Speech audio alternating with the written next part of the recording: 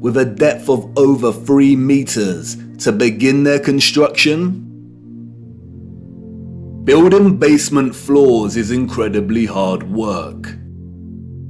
Since the 20th century, large powered excavation machines, such as backhoes and front-end loaders, have reduced the time and manpower needed to dig a basement dramatically as compared to digging by hand with a spade. Perhaps you could say that our historical ancestors were just that dedicated to the architecture they built. And you could say that many of the sunken buildings we see are actually due to elevations and depressions in the natural landscape. The official narrative, which is always full of inconsistencies, perhaps would suffice if it was not for contemporary excavation. When we look at photographs such as this, it immediately dawns upon us that what we are seeing are windows and doors 2 to 3 meters below the ground surface.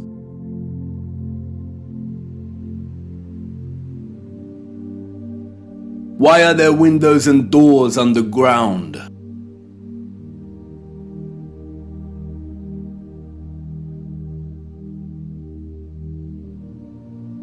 What is this that we see in our cities? Natural soil accumulation over time?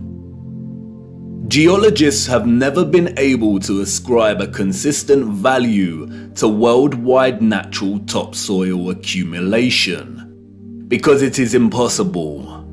Some regions of our realm experience consistent topsoil accumulation, whereas other regions actually experience consistent erosion. Many historians and archaeologists have noted that many cities over the centuries have been destroyed through war, and natural phenomena such as earthquakes, volcanic ash, and flooding.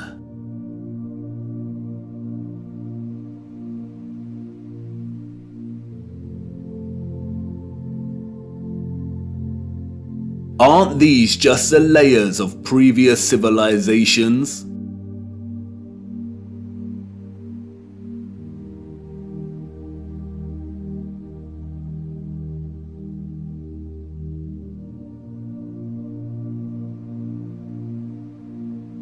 No, they are not.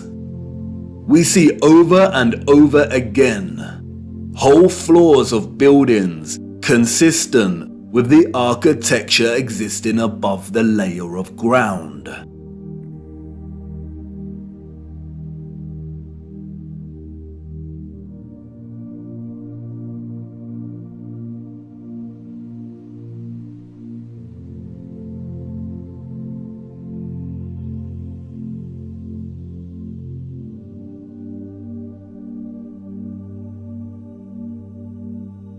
You see, what lies beneath is not the unfamiliar traces of previous generations, but of the same generation that built these structures.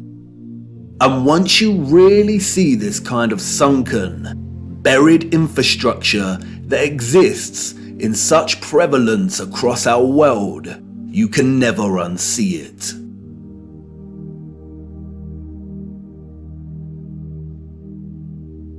We see that the foundations of old churches are actually the original first floors with consistent entrances and windows.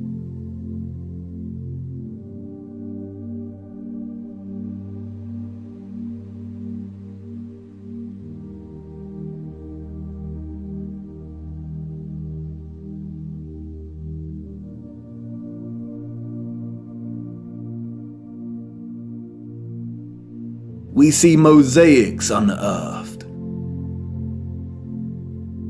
We see pillars, columns and arches that were originally much larger, and it was the layer of soil that reduced their size, as if they weren't big enough to begin with.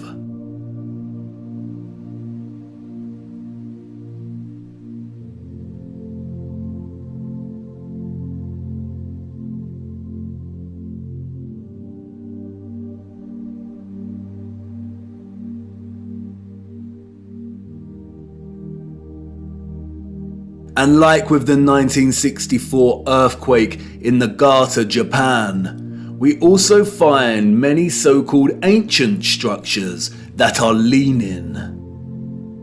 As if at some point, the soil beneath these structures loosened and liquefied.